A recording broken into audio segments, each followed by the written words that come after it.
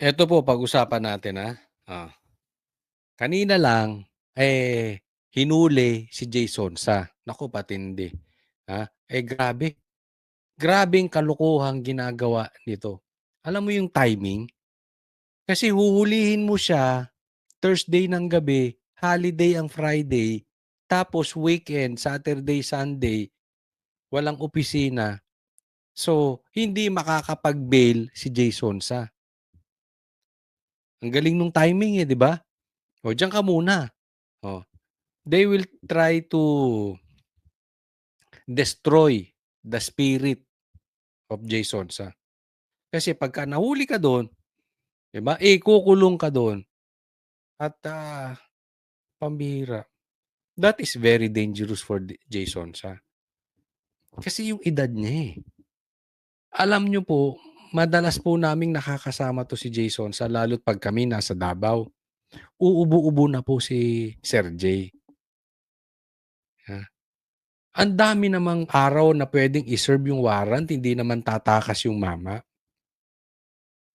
Sinadyang i-serve na hindi siya makakapag-bail agad. Tingnan po natin. Bitbit ang warrant of arrest na inisyu ng Branch 118 ng Pasay RTC. Inaresto ng mga tauhan ng NBI Organized International Crime Division, Cybercrime Division at Technical Intelligence Division ang dating TV host na si Jay Sonza. Okay, pero linawin ko lang. Ay, wag yan. Wag mo na wag yung posas kasi... Kaugnay ito ng reklamong cyber libel bunsod ng pagpapakalat umano ni Sonza ng mga peking medical record kaugnay umano ng kalusugan ni Pangulong Bongbong Marcos online. Na-issue po kanina. Okay. Ang tanong ko lang dito sa pagkaka-aresto kay Jason kayo na sumagot, no? Kayo na, ilagay nyo dyan sa comment section.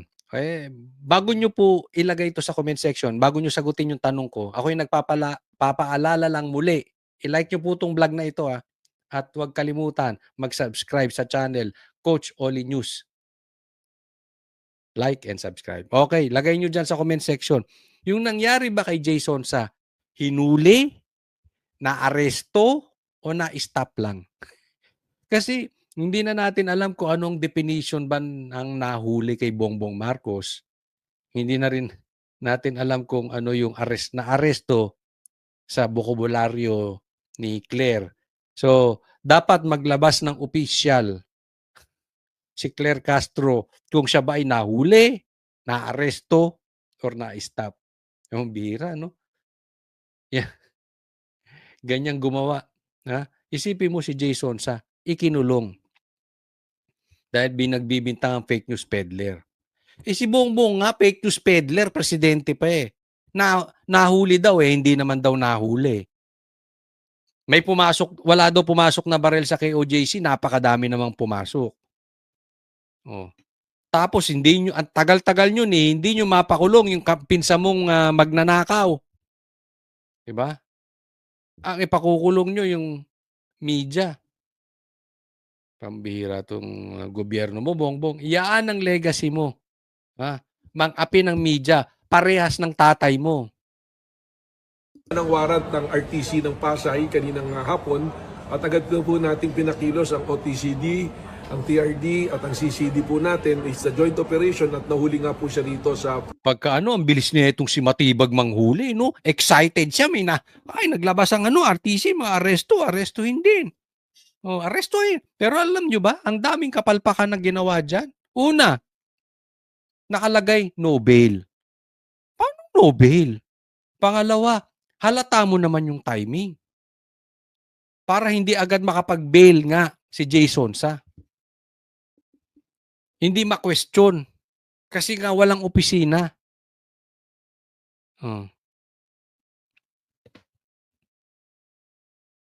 Pangatlo, mali yung kasong ipinasok. Hindi naman daw yun. Pambihira, hindi na kayo naawa dun sa matanda. I mean, okay lang naman kung, sige, sabihin natin mali yung sinabi niya.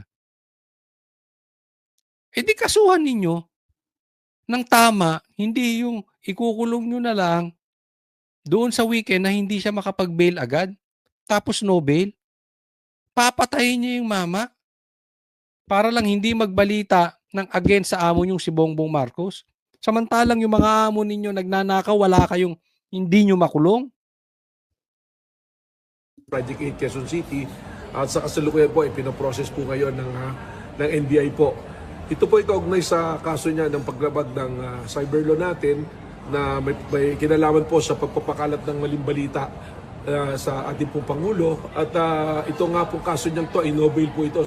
Ayon kay Sonza, mapapiyansa na dapat siya nang biglang inabutan ng NBI agents sa kanyang tirangan sa Quezon City. I know this is all set up, so don't worry. Did you expect this to happen? No, I was ready to post my bail kanina. Opo. Kaya lang, wala pang warrant kanina eh. Okay. That's why I'm surprised they have a warrant tonight. The judge was not supposed to be in the office kanina. Okay po. And it was supposed to be a bailable, hindi siya nakalagay dito, non-bailable. We know the process naman eh. Oo. Ano masasabi niyo din, sir? No, we will go through the process, no problem. Handa naman daw si Sonza na tumalima sa proseso na kakibat ng kanyang pagkakaresto. Inaasahang bukas Etong isang ano dito eh. Yung etong pagkakahuli kay Jay Sonsa, sana naman ako'y mali. Pero sa palagay ko, tama ako. Dalawa po yan ang huhulihin talaga dyan. Ha? Si Jay Sonsa, si Sir Jay, at saka si Ka Eric. Si Ka Eric lang, medyo palos, nakatakas. Si Jay Sonsa, kaya nasa Maynila, ay para mag-post ng bail. Kasi taga Davao yan Nandito siya, sabi ng kanyang abogado, para mag-post ng bail. Pero, nung hapon, wala pa namang warrant of arrest ko. So, hindi siya makapag-post ng bail. Diba? Tapos, biglang lumabas, biglang andyan na yung NBI, poposasan na siya. Alam nyo po, dati naman to hindi lang ngayon. Hindi ko sa pinagbibintangan yung NBI ngayon. Pero usually daw ang ginagawa dyan, sinisikreto talaga yung warrant of arrest. Nang sa ganun, yung tao ay hindi makapag-bail. At tandaan po natin, ang purpose ng bail para masiguro yung tao na ay hindi tatakas. Ibig sabihin, karapatan yun. Meron talagang kaso, pwede kang mag-bail. Huhulihin ka, tapos magbi-bail ka. So, wala pang warrant of arrest, kaya hindi siya nakapag-bail. So, hinuli siya ng gabi, so hindi na siya makakapag-bail kasi kinabukasan nga, walang pasok. Nakikita niyo yung bad faith dito? Ganun po yung naging sitwasyon. So, parang sinadya. Eto pa. Parang talagang iisa-isahin yung mga vloggers. Specifically, mga taga-SMNI. Kami po, kinasuhan ni Trillanes. Etong masakit. Baka mamaya, yung ginawa kay Jay Sonsa, gawin din sa amin.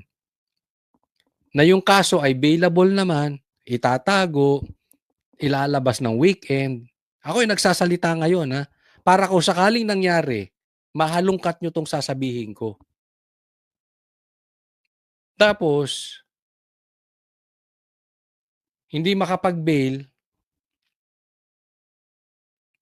Tapos, over the weekend, nandun muna sa kulungan. Tapos doon kakausapin. And who knows what will happen inside. Kasi baka sunod-sunod to This could be possibly an attack sa mga vloggers na may killing kay PRRD o sa Duterte. Or also, at the same time, or attack sa SMNI. SMNI po yan dalawa, si Ka Eric tsaka si Tapos kaming Banateros, lahat may kaso. Kinasuhan.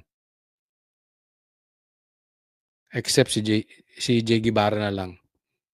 Diba? Mukhang si J. Guevara maiiwan sa amin. Pambihira. So, I hope pag kami tutuloy namin yung laban namin. Hindi po kami uurong dito. Tulungan po tayo. But hopefully, kung mangyari po yan, suportahan natin. Suportahan natin si Jason sa ako'y nananawagan sa inyo. Suportahan nyo kami. Ang sa amin lang naman, yung binalita ni Jason sa FYI pala, hindi ko binalita yon. Pero kami, patuloy namin isisiwalat. Kailangan masugpo ang mastermind ng Ghost Project at saka flood control scandal at yung mga maleta. Dahil yan ang nagpapahirap sa Pilipinas. Wag naman sana na pag-initan ang media. Ang pag-initan nyo, sir, yung maleta boys. Yun ang mga pag-initan ninyo. Wala kayong puso eh. Sana matibag, hindi kami nagkakamali. Sana ang hinahabol ninyo yung mga magnanakaw. Hindi yung mga nagsasalita laban sa gobyerno. Ay magre-return ng warrant ang NBI sa korte. Kung sarado ito bukas dahil sa holiday, posibleng ilipat sa NBI Detention Facility si Sonza mula sa NBI headquarters kung saan siya magpapalipas ng magdamag. John Consulta, GMA News. Sinestyon ng kampo ni Jay Sonza ang pag-aresto sa kanya. Ayon sa abogado niyang si Attorney Mark Tolentino, pinasaan nila ang posibleng warrant para sa kasong cyber libel. Pero hindi para sa unlawful publication na anyay isang very minimal offense lang. Ang ganitong kaso raw ay hindi dapat ituring na non-bailable offense. Kaya nga, yun, non-bailable. Grabe, ang daming maling nangyayari sa bansang Pilipinas. Pinisyon din nila ang isinampang Unlawful use of means of publication. Non-bailable? Ano yan? kaso ng NBI na anilay wala namang personal na kaalaman sa nagawa umanong paglabag. Git ni Attorney Tolentino, ang NBI ay hindi direktang biktima ng kontrobersyal na publication bagamat may kapangyarihan nitong mag-imbestiga. Pinisyon din nila ang pagsasampa ng kaso sa Pasay RTC gayong ang sinasabing apektadong opisina ay nasa Maynila. Oh, 'di ba? Yun yung dalawa sa issue, 'di ba? Ang nagsampa NBI. Samantalang ang affected dito si Bongbong Marcos. So ang NBI ba ay tagapagtanggol ni Bongbong Marcos o tagapagtanggol dapat ng taong bayan? Yes, may karapatan sila mag-imbestiga. Pero hindi nga nagrereklamo si Bongbong eh. Hindi nga complainant si Bongbong Marcos eh. NBI lang to. Pangalawa, hindi dapat sa Pasay si NERV. Dahil ang complainant sa Malacanang, sa Maynila, sa ibang lugar. Diba? Hindi ko alam kung ano yung eksaktong lugar, pero ang punto rito ng abogado, iba yung lugar ni Bongbong Marcos, iba kung saan nahuli si Jason sa iba sinampa. Naiintindihan po? Saan katutak ang mali na nangyari diyan kay panghuhuli kay Jason sa? Hindi na nga tama na bakit may media agad. Napansin ninyo? Manghuhuli may media agad. Talagang gusto nila mambaboy. Manghuhuli, papakita mo pa ipinoposas. Tapos merong nilabas na picture na mugshot. Diba? Voluntaryo rin daw na sumuko ang kanyang kliyente para harapin ang mga kaso at wala raw itong intensyong magtago. We believe, our team believe na may pagkakamali sa court. Bakit nag-issue sila ng warrant of arrest na itong kaso na ito, bail is not required. Bail is not required is different from a non-bailable offense. We will file a proper manifestation sa court na to issue an order informing or requiring the NBI to release immediately our client. Ay, halatang minadali yung kaso eh. Naku, dapat ma-Supreme Court to.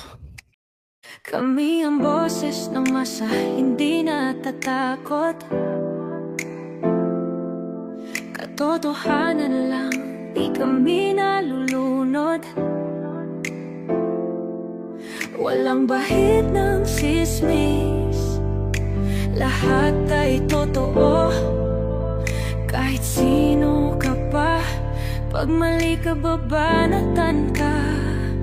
Walang pinipili kulay, wala kaming kinikilingan.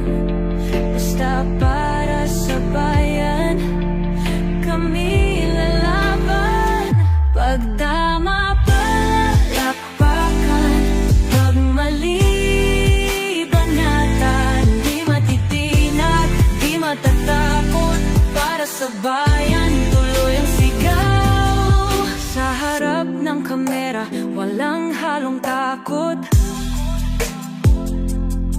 Mga baluktot, lahat kayo'y tutumba. Ang hustisya at totoo, yun lang ang mahalaga. Kahit sinong harang, di kami matitinag. Walang pinipiling kulay, wala kaming kinikilingan. Basta para sa bayan, kami lalaban. Pag tama, palakpakan. Pag mali, banatan. Di matitinag, di matatakot. Para sa bayan, tuloy ang sigaw. Kung nasa tama ka, ikaw ay aming kasama. Pero pag mali ka, handa ka na bang mabasag? Banateros kami, walang inuunan. Dahil bayan muna, bago ang sarili.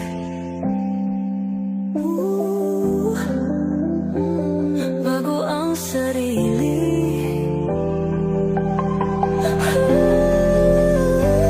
Pag tama, palakpakan.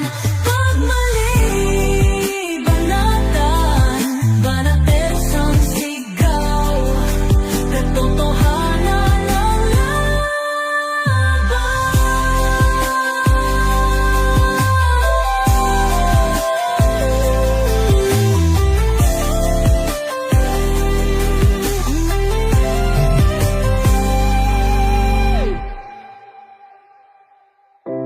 sa harap ng kamera, walang